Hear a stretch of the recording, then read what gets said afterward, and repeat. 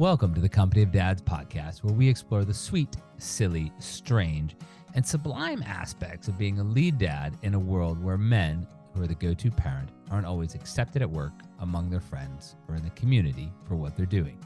I'm your host, Paul Sullivan. Our podcast is just one of the many things we produce each week at the Company of Dads. We have various features, including the Lead Dad of the Week.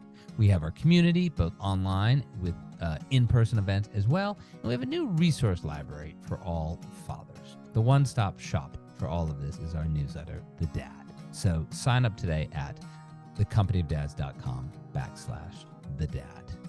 Today, my guest is Jennifer Wallace, author of Never Enough: When Achievement Culture Becomes Toxic and What We Can Do About It. It's set to be published right around the start of school this year, and it's one of those books that will elicit a reaction one way or the other. To some, the book will describe what they hate about affluent parents in America. To others, in areas like New York City, where Jennifer lives, and Fairfield County, Connecticut, where I am, what she describes will ring true in the all-or-nothing race to get students into top schools. We're also talking shortly after the Supreme Court has invalidated affirmative action as a criteria for college admissions decisions. And during a time when people are questioning how colleges and universities use their legacy admissions, those are kids whose parents had gone to the college, as a criteria for admission. Jennifer has 3 kids, 17, 16, and 13. So she's not only an expert and an author, but she's living this experience of kids and college. Jennifer, welcome to the Company of Dads podcast. Thank you so much for having me on.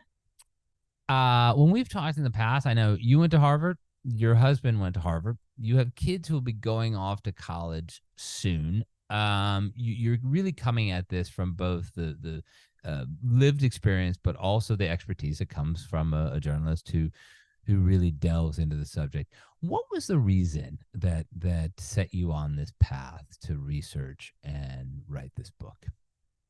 Yeah, so it was 2019, and the varsity scandal hit.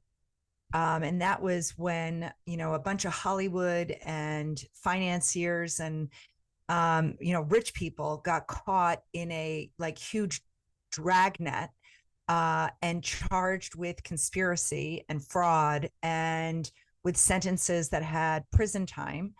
And I thought to myself, how did we get to the point where parents are now going to jail to get their kids into USC? Where did we go here? How did we get to this point? And I wasn't buying. Let me pause you there for a second, just for a little bit of nuance for the listeners. This was, the star of Desperate Housewives, one of the stars of Desperate Housewives. You had somebody help one of her kids fake the SAT scores. But the USC reference is to this woman who'd been an actress who'd been on Hallmark channel movies, the most saccharine sweet things out there. And she had somebody, if I remember correctly, create videos that portrayed her kids as elite rowers to get them into USC, and the whole thing went through. The rowing coach was on the take. There was a guy arranging all of this, and it was one of those things where you would think it was a bad movie. This wasn't really happening in reality. So that's the background. So you see all this, and a light goes off, and you're like, this is not just weird, but this is emblematic of something deeper. I knew it was bigger. It wasn't just about a bumper sticker. That's the popular narrative. Oh, all these crazy helicopter parents, they just want the bumper sticker on the back of their cars. Something deeper was going on here. And my gut was telling me, because I live in these communities, I know the stress and anxiety in my own house and in my friends' houses to set our kids up, to thrive in adulthood. And I just wasn't buying it that it was about a bumper sticker. And so, I went on this 4-year journey where I really looked at the deep roots of achievement culture and really wanted to get to the bottom of why my children's childhood was looking so different than my own. I grew up in the 70s. So it was just, in the 70s, well, what I found, I'll give you one of the things that I found. One of the deep roots of this achievement culture are the macroeconomic forces in our environment. In the 1970s, life was generally more affordable. You could, most likely buy a house. Healthcare was more affordable. Higher education was more affordable. There was slack in the system. So a parent could, be pretty assured that their child, even with a few wrong turns, would be able to replicate their childhoods. In the last several decades, there has been the crush of the middle class, globalization, steep inequity like we have never seen before. And parents are worried. We see dwindling opportunities for our kids. We have no idea even what these jobs are going to be in the future. What are we preparing our kids for now? And so parents are absorbing these macroeconomic forces. And as researchers call it, they're becoming social conduits in how they parent. So our parenting behaviors have changed, not because we want the bumper sticker, but because we have in our heads that an elite college or a brand name college could act, we believe, we hope, as a kind of life vest that could keep a child afloat in a sea of economic uncertainty in the future. But unfortunately, the very life vest that we're trying to put on our kid is drowning too many of the kids that it's meant to protect. I mean, but devil advocate here. There was a great book came out about a decade ago called Privilege. It was written by a sociologist named Seamus Khan, who was then at Columbia, now is at Princeton. And he went back to his boarding school, the St. Paul School, which for those in the system is probably one of the tippity top boarding schools in America. And one of his conclusions was these parents who were really pushing to get their kids into St. Paul's, because St. Paul's was a feeder to Harvard, Yale, Amherst, Williams, they weren't doing it out of a feeling that they wanted to take something away from other kids out there. They're doing it for exactly the reason you just said. They wanted to, insulate them, help them preserve, give them the best opportunity for success. So it's a sort of a rational choice in the sort of the Chicago way of things. It's a rational choice. It's had, unintended consequences, ramifications, but devil advocate here. I mean, are they wrong? I mean, an Ivy League degree is going to get you a lot further in life than a community college degree. I don't think we have. I think that's a false.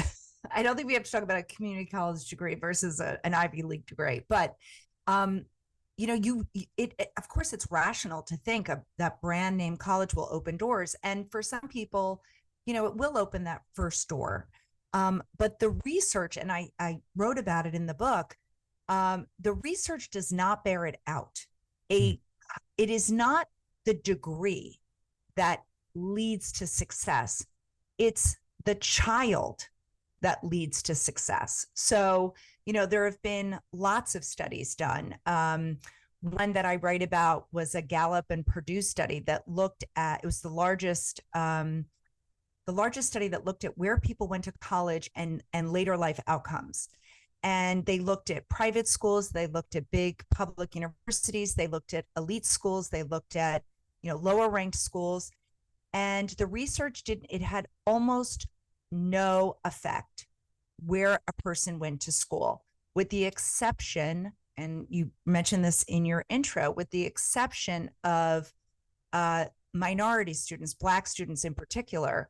And the researchers were not quite sure what led to better outcomes, how the prestige of a school led, and a private prestigious school led to better outcomes for the Black students. They weren't sure if it was because those schools generally, those kids could go tuition free if they needed to, and so they would, go into the workforce with no debt. The other idea was that perhaps there were networking opportunities open to them that they wouldn't have had they gone to a less credentialed, prestigious school. So, I have, as you mentioned, I have a junior who's applying to college, and I have lived with this research, and I have a husband who we spent an entire weekend going through the research, the two of us, because he wasn't buying it. He was like, there's no way. And he and I totally dorked out one weekend, and we went through all of it. And I will give him credit. He helped me with that section because I knew it, because I'd been writing about parenting for the Wall Street Journal and the Washington Post for all these years, but he came to it blind. And what I found most fascinating and what I'm focusing on with my own kids is that this study that I mentioned earlier, there were 6 things that the researchers found led to later life career success and financial well-being. And I could quickly rattle them off because tell me. Yeah, any parent thinking about college, it's about fit over rank. So it's taking a course with a professor who made learning exciting. It's having a professor who cared about the student personally, having a mentor who encouraged the student to pursue personal goals, working on a meaningful project across semesters, participating in an internship, and being active in extracurricular activities. These 6 things were found to have, the students who engaged in those 6 things were found to have better outcomes in midlife. And I know why that is. Why? And it's sort of it's the core of my book. It is because these students felt like they mattered on campus. They felt valued. The professors knew their name. They were encouraged to pursue personal goals, and they were depended on to add meaningful value back through extracurricular activities, through internships, through working on a meaningful project long-term. So what I am doing with my own child is looking for the right fit for my kid. What is the school that is going to bring out this sense of feeling valued and have the opportunity to add value back? So that's what we're focusing on. Jennifer, you and your husband both went to Harvard. Send your kid to Harvard. Come on, legacy admissions. He's not even applying. He's not even applying. Years ago for my first book, I talked to this guy who was a pretty successful trader.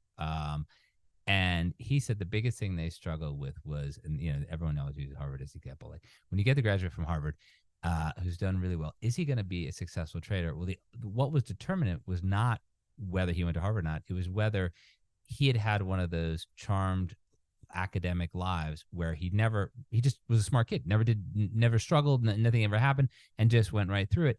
Those guys would almost always fail because trading is about failure. I mean, dating is about failure. Life is about failure. They would almost always fail. But it was a guy who went to Harvard or wherever and it had this up and down career. Because what the word that's so popular now, it wasn't back then, resilience. He knew how to, rebound from it. All of this makes total sense to me, but I don't know how I want to know how you're going to convince parents, because there's one part of the book in which you talk about the children's health. I want to get to mattering, later on. That's one of my questions. But you talk about the children's health. You talk about, even these well-meaning parents who say they're not living through their children, but the children want this. It's kind of like that classic, prisoner's dilemma. Like, how do you opt out of this rat race? And the prisoner's dilemma, if you snitch, the other guy goes to jail. He snitches, you go to jail. If you both stay quiet, you go to jail for a lower amount of time. That's kind of what this is. If somebody is opting out of this system that values not just the degree, but all of those connections, later on. The University of Massachusetts does not have a beautiful building in Midtown Manhattan the way Harvard does. Harvard has the Harvard Club. You go there, you can.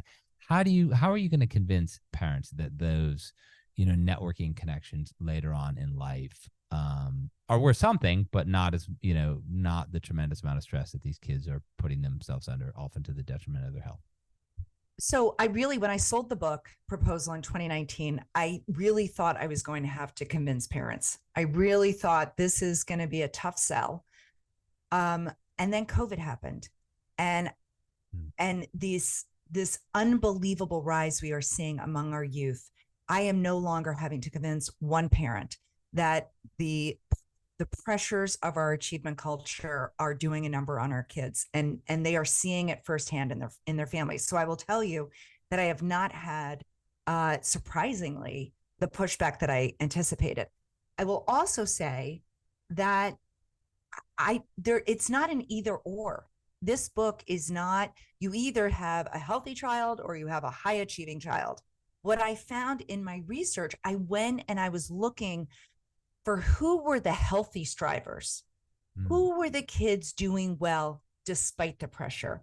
Yeah. What did they have in common? What was home life like? What was school like? What did their parents focus on at home? And I found about 14 things that these healthy high achievers had in common. What were the And it, top ones? This is key. Like what did the yeah, healthy high achievers have that the equally high achieving but less healthy kids lacked? well, that's a really good question. So, what these healthy achievers had was that they felt like they were valued by their parents for who they were at their core, separate from their achievements. The kids who were struggling the most felt like they only mattered to their families or they were only valued when they achieved, that their value they felt was contingent on their performance. Those kids struggled. Those kids struggled not only with mental health issues, those kids, and other research backs this up, they are if you believe that your value is contingent on your performance, you are less likely to take those risks to set yourself up for the necessary failures in order to be a success. So it to me it sounds counterintuitive, right? When you first hear it, you're like, how could it be that the kids who were the healthy achievers had parents who focused on their value outside the system? But that's exactly what worked for these kids at home. They were getting messages. These healthy achievers were getting messages in their environment from their peers, from social media about getting into a top school. You need to look a certain way. You need to perform a certain way. And then they would go home, and home would be a place to recover from that. And home would be a place where parents said, you have so much more value deep at your core. It's not your achievements that matter to us. It's who you are at your core, that you're caring, that you're kind, that you have the values that are going to actually lead you to long-term success. Yeah. So that was what the other set of healthy achievers, their parents didn't let them only focus on their own resumes. They, again, this sounds counterintuitive, but they depended on them to add value back at home and Mm. into the larger community. These parents knew that if their children were to be so self-focused on their own resumes, and the research backs this up, this extreme self-focus, right? Your self-esteem rising and falling depending on your wins and losses. Yeah. That is a hard way to go through life. But if you can see your value in, the value you give to others, that acts as a protective shield against mental health distress. So, just And by that, like it sounds a little theoretical. Practically speaking, is that like getting a normal summer job, like working at a coffee shop or a pool? Is that like actually volunteering and not volunteering just for the sake of putting it on your college application? What do you mean by that in terms of adding yeah. back? So it meant a variety of things depending on Yeah. the family. So several families I met had a volunteer mandate. You know how some families say, you have to exercise, you have to play a sport. I don't care what it is, Yeah. but you have, right? That kind of mandate. These families had a volunteer mandate. They said every week you need to contribute 1 to 2 hours or more in some families to something. And so like one family I met with, as a family, it was actually a single mother with her children. She would go to a soup kitchen on Saturday mornings. That was the only time that kind of fit for all their schedules. And they would stock the pantry. And she said to me, and her kids were very high achieving. And she said, parents look at me and they're like, I can't believe, that you're doing that. Your kids are, doing everything right. They're getting the good grades. Whenever she would let their volunteer mandate slip because they were too busy or something, she noticed that they were not themselves, that they were overly consumed by themselves. And she just noticed the anxiety ratchet up. Other families that I met, one family that I feature in Wisconsin, the daughter went to Yale, and the family lived on a farm, and she had to do daily chores before school every single morning, no matter what. And these were not like make your bed. These weren't things to benefit yourself. Slaughter the chicken. Yeah. It was feed the chickens or they're going to die. Like milk the cow or the cow's going to be really uncomfortable. So these were things that this child had to get their self-focused lens and realize that they are part of a bigger whole. And it put any struggles that this girl was having into perspective. She didn't skip and dance and like want to do these chores. But Right. looking back on it, she realized what it did for her. She was a perfectionist who was really struggling with these tendencies, and her time outside doing things that didn't focus on her helped to reset her and lessen those tendencies. Mhm. And then she turned it into a compelling essay, and that's how she got into Yale, right? Probably. Um, like if the parent is balanced, if the parents are happy, if the parents are content, with their lot in life, it would make sense that they would have a more expansive view of parenting. That it's not all or nothing. Like the Wisconsin farm kid, her parents had their farm. Would it be great if she went to Yale? Maybe. There are lots of other places you could go, but in some ways, I wonder if that's an outlier because you live in the belly of the beast. The Upper East Side of Manhattan. It's a tough environment. How do you look to advise parents to take the longer view? I'm also a child of the 70s. Applying to college was I don't know what it's like. My kids are younger than your kids, but it was a fairly straightforward process in which we bought the Barron's Guide to College and we applied to a bunch of schools, and it was expensive, but it wasn't like so crazy expensive as it is now. So how do you talk to those, parents? Because at another point in the book, you talked about, you just talked now about how, parents who are grounded are better, who don't emphasize achievement over all else. But the mistake to some parents is, you know what? The only thing that matters is that you're happy, that you work hard. But you know what? Your cousin went to Brown and she's a dumbass. So, but whatever, man, you have at it. So how do you coach them to resist, to sort of not pull back and to really, to be authentic? Because kids are, they're hypocrisy meters. They know when we're not being authentic. They know exactly when we're not being authentic. Well, I mean, the first step we have to do, and I had to do this myself, is to rummage through our psychological addicts and think about how achievement was talked about when we were growing up. What our values are. Like really, I interview in the book this researcher, Tim Kasser, who is so fabulous, and he has devoted his whole life to studying how values and well-being, how values impact our well-being and mental health. And what his research and other research around the world has found is that having materialistic values, those aren't just logos, those are wanting to go to the right college, wanting to have, a career that is a high status career, anything that has to do with sort of external status, those values crowd out other values, intrinsic values, being a caring person, being generous with neighbors, investing in our relationships. Those materialistic values, when we are overly focused on them, actually lead to mental health issues and negative well-being. And so what I would say to the parents is to read about how values impact well-being. And what Tim said to me, actually, it was a funny exchange on the phone. Luckily, we weren't on Zoom because I blushed in the middle of our conversation. But I said to him, I'm reading your research and, about my kids in these high achieving schools, and I'm raising them in Manhattan. And like, what can I do to protect them other than moving out or changing schools? And he said, well, I don't buy the premise of your question. If you knew that there was lead in the pipes and your kids were drinking the lead water, you'd move them, right? You'd get them out. So I don't understand why you're not moving if you know that these values are negatively going to impact your kid.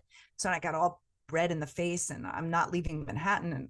And he said, but if you're going to stay, then you have to be very focused on the values that you focus at home on. So in other words, if you are going to stay in these communities that are overly focused on materialistic values, you at home have to focus on the intrinsic ones, because as he explained it to me, values operate like a seesaw.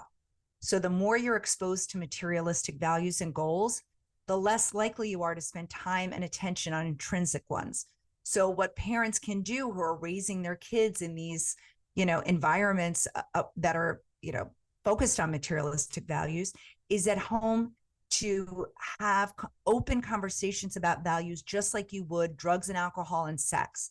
Talk about, why you're making certain decisions, why maybe, you've chosen not to go for the big promotion, or why, Mm-hmm. you are, instead of being at work, family dinners are a priority, or, whatever it is, to talk about your values, to talk about, and to really get clear in your own head about those values, because I think we are so busy, we never stop to think about, how are we organizing our lives, and does this work for us, and is this the life we want for our kids?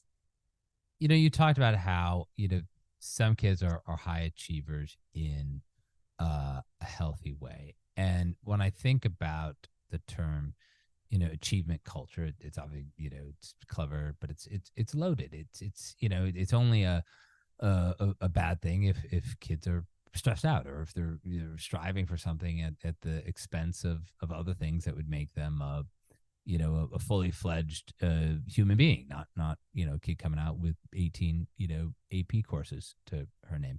But where does the stress come from when you think about it? What is the stress? Is it coming from the parents? Is it coming from their peers? Is it coming from the schools they attend? Is it coming from the colleges? Are they feeding into this by publishing their minuscule acceptance rates each year? Where does the stress come from?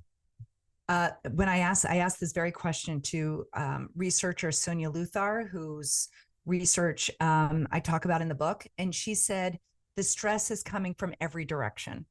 It's coming from the schools. It's coming from teachers and administrators. I mean, think about it. You live in a wealthy, affluent community that has a really good public school system. Well, those school rankings affect real estate prices. Mm-hmm. And, so there, it's, our kids, unfortunately, and coaches, just take, you live in a town where soccer and lacrosse and all of these things are super important, and kids specialize really early to get a leg up. And so they're getting all of these, overuse injuries. Well, guess what? Guess why they're doing that? They're doing it because in the 70s and 80s, the government, our government started leasing their public parks to private people, because there were budget cuts, and those private individuals, those coaches, needed to have a staff, and they needed the staff to be year round. So unfortunately, many of the adults in our kids' lives are perversely incentivized to keep this achievement culture going. Coaches need to have 12 months out of the year salaries. So specializing kids early and keeping them in that sport year round, even if it's not to their benefit, is likely not going to change unless the parents really push back on it. And I'm not taking parents off the hook. Parents are looking for it. If parents weren't paying, this wouldn't happen. Schools, I quote a psychologist who was talking with a head of a school, and the head of the school, it was an independent private school. And he said, yeah, if we did what was developmentally appropriate for our kids, we would become a vanilla school. And who wants to send their kids to a vanilla school? Yeah, for $60,000 or $70,000 a year, parents are going to say, no way. Yeah. So this achievement culture, the multi-billion-dollar tutoring industry and college admissions coaches, and I mean, there is this huge, what's the word I'm looking for? There's this huge business around, Childhood Inc. that is, incentivized to professionalize our kids. So when you ask where the pressure is coming from, it's coming from everywhere, from the adults who should be protecting kids from this excessive pressure. Unfortunately, we are adding to it. You mentioned the town where I live, and there's a guy who's become a friend of mine. He has two Super Bowl rings for the Pittsburgh Steelers. He went to Notre Dame, where he was a finalist for the Heisman Trophy. And when I've talked to him, he played 4 or 5 sports as a kid. There are other sports that he was equally good at, and then it just so happened that he got drafted to play football and has 2 Super Bowl rings. And fast forward, when his kids were playing sports, he volunteered to coach football. in our town. And his idea was that, if he could teach these kids the fundamentals, they would enjoy the game more and they wouldn't get hurt. And this would be a vanilla story, if not for what I'm about to say. Like, as he's out there, get 2 Super Bowl rings, he has parents who couldn't play, Division III sports of any sort, yelling at him on the sidelines about what he was doing and to put their kids in and all this. And this is, the sort of Pop Warner, football. I just thought of the story listening to you, because it's the same thing with, it's, what economists call confirmation bias. Like, I went to Harvard, my life turned out great. My kid should go to Harvard. Their life will turn out great. So it's almost like, and I've read the book, it's a great book. It's a wonderful book, but it's not almost, at this point, it's not an individual problem.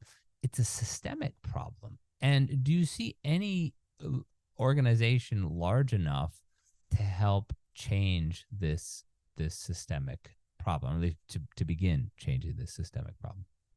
It is a systemic problem. And I think the university level, I think the community level, I think the school level, the neighborhood level, and then, in parenting within our own homes. So parents can do a lot more than maybe we think we can.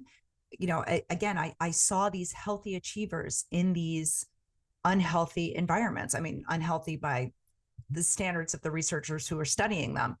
And there were specific things that the parents did within those walls. It wasn't easy. It wasn't always the popular choice to enforce bedtime at the expense of studying, or to enforce rest when the child wanted to take on so many activities. But what these parents were thinking about was, I want to teach my children how to live a life that they don't have to escape from with drugs and alcohol. So, okay, so in terms of, actually Daniel Markovits, who's a Yale Law School professor, wrote an excellent book. I'm blanking on the name of it now. The Myth of Meritocracy, I think it's called. But he talked about how, and I thought this was pretty brilliant, that colleges and universities with large endowments should lose their charitable nonprofit status and those tax benefits unless they start operating like charities, unless they start expanding. They can afford to expand. Mm-hmm. They can afford to take kids from the bottom, in his words, the bottom third of the socioeconomic spectrum, and enlist more of those kids to actually operate as, change makers for these kids. So that's one idea. Another idea is for communities to start revillaging.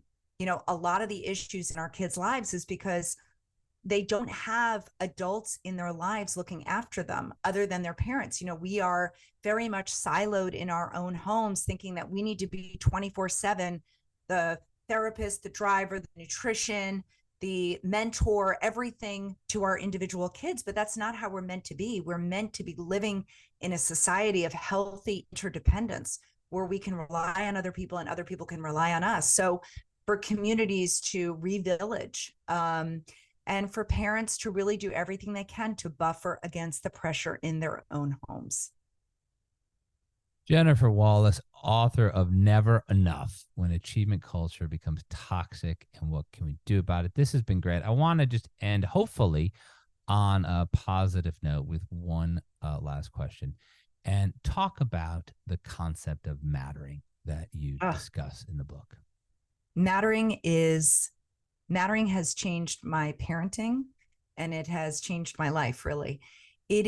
Mattering is the idea of feeling valued by family, friends, and community, and adding meaningful value back to family, friends, and community. Mattering is a psychological construct that's been studied since the 1980s.